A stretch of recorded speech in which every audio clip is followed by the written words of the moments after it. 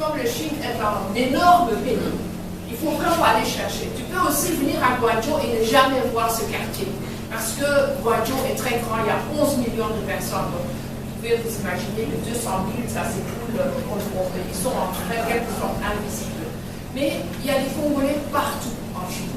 Ils sont à Wuhan, ils vivent à l'intérieur, ils font des études, ils sont à Pékin, bien sûr, il y a des diplomates, il y a un quartier, vous allez voir beaucoup d'Africains en général, parce qu'il y a des diplomates.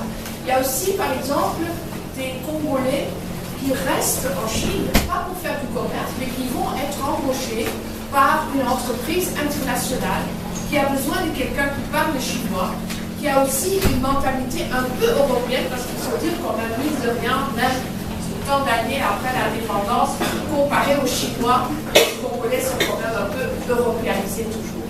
Donc, ces entreprises internationales vont préférer d'embaucher un Congolais ou un Africain qu'un Chinois qui va peut-être espionner dans l'usine et un peu copier, faire des photos. Et, donc, c'est quelqu'un un peu de neutre. Ça peut être quelqu'un qui est entre les deux. Hier, dans une conférence qu'on a eue ici, tout près, il y a Colette Brackman, la journaliste belge, qui a raconté qu'elle était au Japon. Elle a rencontré un intermédiaire qui faisait des affaires entre le Japon et la Chine, et c'était un Congolais.